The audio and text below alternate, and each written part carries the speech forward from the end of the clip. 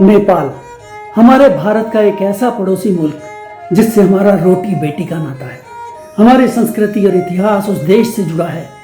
भगवान राम ने जहाँ अयोध्या में जन्म लिया तो माता सीता ने नेपाल के जनकपुर में। दो देशों की ये कहानी कोई इकलौती नहीं है। कभी कोई नवविवाहिता भारत से नेपाल में जाकर अपनी नई दुनिया सजाती है तो कभी नेपाल से एक बहू भारत में अपनी नई दुनिया बसाती है।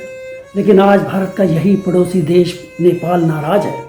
दो देशों के अलग अलग लोगों के दिलों में बढ़ती दूरियां, बदलते रिश्तों का इतिहास और दो देशों की राजनीति के नजरिए से बहुत कुछ कहता है। आगे बढ़ने से पहले आपसे अनुरोध है, यदि आपने यह चैनल सब्सक्राइब नहीं किया है कृपया इसे सब्सक्राइब कर लें।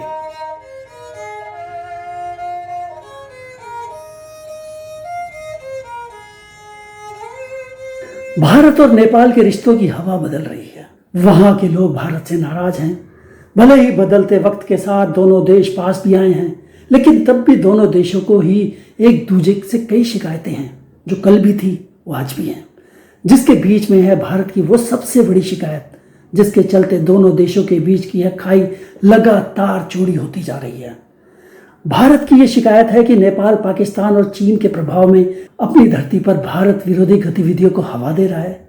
भारत में तस्करी, नशे ही नहीं बल्कि आतंकवाद के लिए नेपाल की धरती का इस्तेमाल हो रहा है। आईएसआई, आतंकवादी और तस्करों ने यहाँ ऐसा नेटवर्क खड़ा किया हुआ है जिसका काम सिर्फ भारत विरोधी अभियान चलाना ही है। क्योंकि ये सभी गलत काम भारत में आकर करते हैं, इसलिए वहां की जनता को तो इससे कोई खास फर्क नहीं पड़ता। दूसरी तरफ नेपाल की शिकायत रही है कि भारत सरकार उन्हें बराबरी का दर्जा नहीं देती। बड़े भाई जैसे अपने हिसाब से नेपाल को चलाना चाहती है, जो पहले प्रेशर डालकर नेपाल सरकार से अपनी बातें मनवाता है, ना मानने पर सीमा को बंद करके नेपाल की आर्थिक नाकेबंदी तक कर देता है, जैसा पहले राजीव गांधी ने और फिर मोदी सरकार ने भी 2015 में मधेशी आंदोलन के समय किया था। जिसके बाद कभी सुस्ता विवाद तो कभी काला पानी लिपुलेख विवाद। एक समय पर तो जब भारत ने लिपुलेख पर चीन सीमा जाने के लिए सड़क बनाई थी, तब तो नेपाल ने वहां अपनी सेना तक तैनात कर दी थी और उसके रक्षा मंत्री भारत से युद्ध तक लड़ने की बातें करने लगे थे। हमारे रिश्तों के इतिहास में भी ऐसा क्या छुपा है जो आज नेपाल भारत के रिश्तों में तलखी है कि जाती ही नहीं है। तो शुरुआत आजाद भारत के इतिहास से ही करते हैं। 1950 के दशक में भारत और नेपाल के बीच शांति और मैत्री की पहली संधि हुई थी, जिस पर नेपाल में भारत के तत्कालीन राजदूत सीपीएन सिंह और नेपाल के महाराजा, प्रधानमंत्री और सर्वोच्च कमांडर इन चीफ शमशेर जंग बहादुर राणा ने हस्ताक्षर किए थे। इस संधि में कहा गया था कि भारत नेपाल में वाणिज्य और उद्योग के विकास के लिए हथियार, गोला बारूद और सहायता प्रदान करेगा।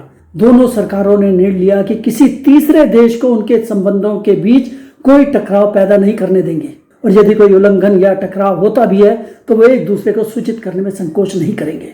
इस संधि के बाद अगले कुछ सालों तक सब कुछ बहुत अच्छा रहा।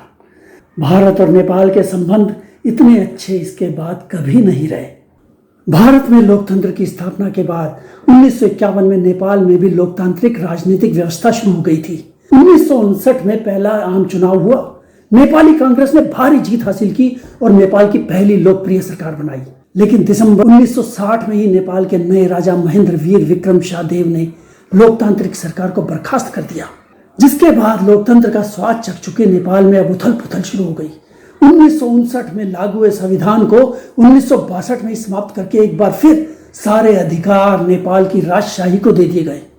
यहीं से लोकतंत्र समर्थक आंदोलन राष्ट्रीय विद्रोह में बदल गया, जिसमें भारत भी कूद गया। असल में एक लोकतांत्रिक देश होने के कारण भारत की तत्कालीन नेहरू सरकार का नेपाल के लोकतंत्र समर्थकों के प्रति रुख काफी सहयोगी था। जैसे आज अमेरिका खुद को लोकतंत्र का सबसे बड़ा रक्षक होने का दावा करता है, लोकतंत्र के प्रति कुछ ऐसी ही आग प्रधानमंत्री नेहरू में भी थी, जो वो लोकतंत्र के नाम पर पड़ोसी देशों से रिश्तों को भी जलाने को तैयार थे। सिर्फ इसी कारण नेहरू लोकतंत्र के नाम पर नेपाल के राजा को बार बार निराश करते रहे। जैसे आज उग्रवादी और अपराधी भारत में घटनाओं को अंजाम देकर नेपाल चले जाते हैं, उसी तरह उस समय नेपाल सरकार सख्ती करती तो लोकतंत्र समर्थक नेपाली कांग्रेस के कई नेता सीमा पार करके भारत में आकर शरण ले लेते, जिसके बाद राजा महेंद्र को भी लगने लगा कि निर्वासित नेता भारत सरकार के समर्थन से ही नेपाल में असंतोष को हवा दे रहे थे। जिस तरह के आरोप आज नेपाल और भारत सरकार के बीच में देखने को मिल रहे हैं, वही तल्खी तभी से नेपाल और भारत सरकार के बीच भी घर करने लगी थी। जनवरी 1962 में राजा महेंद्र जब पूर्वी नेपाल के दौरे पर गए और जनकपुर में उनकी कार पर पटाखे फेंके गए, इसमें भी भारत का ही नाम आया। फिर तो नेपाली विदेश मंत्री तुलसी गिरी ने भारत पर राजनीतिक चालबाजी, दोहरे मापदंड और तोड़फोड़ तक का आरोप लगा दिया, जिसके अनुसार भारत सरकार ने नेपाली विद्रोहियों को नेपाल में हिट एंड रन आक्रमण करने, उन्हें प्रशिक्षण देने के लिए भारतीय ठिकानों का उपयोग करने की अनुमति दी थी। फरवरी 1962 में नेपाल के अंदर 2 हिंसक विरोध प्रदर्शन हुए, जिनका आरोप फिर से भारत पर लगा। नेपाल सरकार ने भारतीय दूतावास के समक्ष विरोध दर्ज कराया और आरोप लगाया कि हमलावरों ने जो वर्दी और हेलमेट पहने हुए थे, वो एक ऐसे सशस्त्र संगठन से संबंधित थे जो नेपाल सरकार के खिलाफ भारतीय क्षेत्र में काम करता था, जबकि किसी भी जांच में यह सामने नहीं आया कि अपराधी या तो भारत से नेपाल में घुसे थे या बाद में भारत भाग गए थे। दोनों पड़ोसियों के बीच बढ़ती दुश्मनी के बीच राजा महेंद्र ने 18 अप्रैल 1962 को नई दिल्ली का दौरा किया। राजा चाहते थे कि भारत सरकार भारत में मौजूद नेपाली कांग्रेस के नेताओं के खिलाफ सभी तरह के कदम उठाए, उन्हें गिरफ्तार करे, क्योंकि वो लोग नेपाल में अनचाही गतिविधियों को बढ़ावा दे रहे थे। भले ही भारत ने राजा महेंद्र के किसी भी आरोप को सही नहीं माना, लेकिन उनके जवाब राजा महेंद्र को संतुष्ट कर पाए हों। शायद भारत सरकार ने ऐसी कोई कोशिश भी नहीं की। इसके बाद तो राजा महेंद्र ने वो कदम उठाया जिसकी आंच आज तक भारत नेपाल के रिश्तों पर हावी रही है। अब उन्होंने चीन को लुभाना शुरू कर दिया, जबकि दोनों देशों में इस बात का समझौता था कि किसी भी तीसरे देश को उनके संबंधों के बीच नहीं आने देंगे। यदि कोई उल्लंघन या टकराव होता लगता भी है तो वो एक दूसरे को सूचित करेंगे। पर यह हुआ। नेपाल और चीन में काठमांडू लहासा सड़क के निर्माण को लेकर एक समझौता हुआ। दूसरी तरफ नेपाल ने पाकिस्तान के साथ भी कराची से काठमांडू होते हुए ढाका तक सीधी हवाई सेवा के लिए पाकिस्तान के साथ हवाई समझौता किया। नेपाल में भारत विरोधी गतिविधियों के जो दरवाजे आज तक बंद थे, नेपाल के राजा ने अब वो हर दरवाजा खोलना शुरू कर दिया। भारतीय अधिकारियों का मानना था कि राजा महेंद्र को उनके मंत्री और अधिकारी गलत सलाह दे रहे हैं। अभी तक नेपाल भारत के पीछे भाग रहा था कि भारत उनके देश के विद्रोहियों को अपने देश में पनाह न दे। अब भारत नेपाल को समझाने में लग गया कि वो चीन और पाकिस्तान की मंशा को समझे। उन दिनों बांग्लादेश पाकिस्तान का हिस्सा होता था और उसे पूर्वी पाकिस्तान कहा जाता था। वो पूर्वी पाकिस्तान जहां से नेपाल की सीमा सिर्फ 20 किलोमीटर दूर थी। भारत पहले से ही पूर्वोत्तर भारत में पाकिस्तान प्रायोजित आतंकवाद की मार झेल रहा था। नागालैंड और मिजोरम के उग्रवादी पूर्वी पाकिस्तान में चटगांव में ट्रेनिंग लेकर भारत आते या हमले करते और फिर वापस पूर्वी पाकिस्तान या बर्मा भाग जाते। अगर नेपाल भी आईएसआई के प्रभाव में आ जाता तो इस 20 किलोमीटर के चिकन नेक को सुरक्षित रख पाना भारत के लिए बहुत बड़ी टेढ़ी खीर हो जाता, जिसके एक तरफ पूर्वी पाकिस्तान था तो दूसरी तरफ नेपाल और सिक्किम जैसे देश। लेकिन पाकिस्तान तो इसी दिशा में हर कदम बढ़ा रहा था।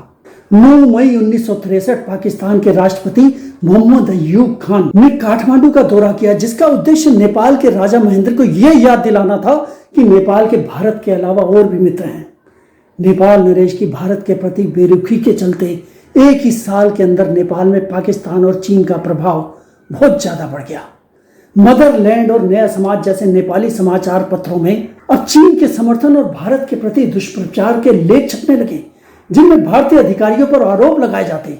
नेपाल में तैनात भारतीय खुफिया अधिकारियों ने नेपाल में बड़ी संख्या में चीनी जासूसों के आने की सूचना भेजी।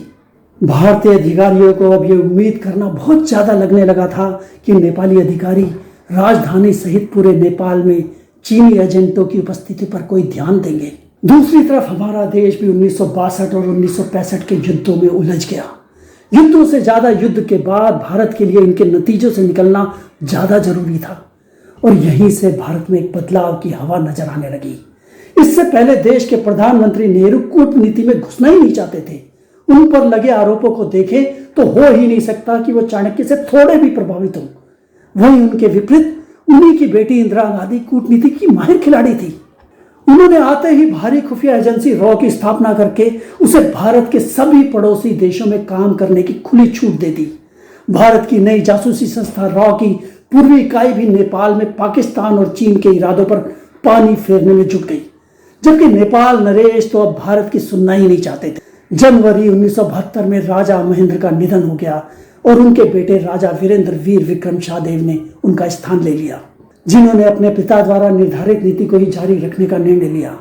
जिसके बाद राव ने भी उंगली टेढ़ी करनी शुरू कर दी और पूर्वी स्टेशन चीफ राजेश गर्ग के नेतृत्व में राव ने अब खुद ही 1972 के मध्य में तराई में आईएसआई को निशाना बनाने की योजना बनाई, जबकि दूसरी ओर आईएसआई प्रमुख लेफ्टिनेंट जनरल गुलाम जिलानी खान खुद तराई में पाकिस्तानी मिशन की निगरानी करते थे। इस बीच राव ने नेपाल के विदेश मंत्रालय में सेवारत एक एजेंट को भर्ती किया, जिसे दिल्ली में KI-36 के रूप में जाना जाता था। यह आदमी वाकिन था जो जासूसी के खतरों का खिलाड़ी बनना चाहता था, जिसकी उसने ऊंची कीमत की मांग भी की। जब राजेश गर्ग ने उस व्यक्ति KI-36 को भर्ती करने का फैसला किया तो वो नेपाल में भारतीय एजेंसी का अब तक का सबसे महत्वपूर्ण जासूस निकला। KI-36 ने गर्ग को नेपाल में आने वाले सभी पाकिस्तानी नागरिकों से जुड़े कई टॉप सीक्रेट्स दिए, जिससे राव को भी नेपाल आने जाने वाले सभी पाकिस्तानी अधिकारियों, पर्यटकों और व्यापारियों की फाइलों में झांकने का मौका मिल गया। अब समय क्लीन अप का था। KI-36 की दी हुई फाइलों में राव को जो भी नाम मिले थे, इनमें से कुछ का गर्ग की टीम ने कई दिनों तक पीछा किया, जिसके बाद राव को उनकी असली पहचान और विद्रोही समूहों के साथ बैठक का वो विवरण मिला जिसमें उन्होंने नेपाल के अंदर हमला करने के लिए भारत पर दोष मढ़ने का लक्ष्य रखा था। 1972 के आखिर में गर्ग और नेपाल पुलिस अधिकारियों ने एक ऑपरेशन शुरू किया, जिनमें व्यापारियों के वेश में छिपे पाकिस्तानी एजेंटों का पर्दाफाश किया गया और उन्हें पकड़ा गया। यह एक बहुत ही जोखिम भरा ऑपरेशन था, लेकिन राव इस साजिश को बेअसर करने में सफल हुई और नेपाल नरेश के नजदीकी अधिकारियों को भी लगने लगा कि भारतीय अधिकारियों की चिंता हवा में नहीं है। जो पकड़े गए वो सिर्फ भारत को ही नहीं बल्कि नेपाल को भी नुकसान पहुंचाना चाहते थे और अगले कुछ सालों के लिए नेपाल भारत के लिए पहले की तरह षड्यंत्रों से भरा नहीं रहा। जवाहरलाल नेहरू और राजा महेंद्र के बीच पैदा हुए अविश्वास ने नेपाल को आईएसआई का दूसरा घर बनाने के लिए जो दरवाजे खोल दिए थे, वो दरवाजे अभी भी बंद नहीं हुए थे। भले ही इन खुले हुए दरवाजों से पाकिस्तान के जासूसों और भारत विरोधियों का नेपाल आना अब उतना सुरक्षित नहीं रहा, लेकिन फिर भी भारत के हुक्म मान चुके ये खुले दरवाजे फिर भारत के लिए खतरा बने और इस बार तो तस्करों के साथ साथ कश्मीरी आतंकवादियों ने भी नेपाल को अपना दूसरा घर बनाया, जो भारत में वारदात करके कुछ दिन आराम करके नेपाल चले जाते और कुछ दिनों के आराम के बाद फिर वारदात करने भारत चले आते। ये कहानी भी अगली कड़ी में आपके सामने लाएंगे। यदि आपको ये कड़ी पसंद आई है तो आप इस पर कमेंट कर सकते हैं और इसे लाइक और शेयर करने के साथ साथ चैनल को सब्सक्राइब कर सकते हैं। धन्यवाद। अलविदा।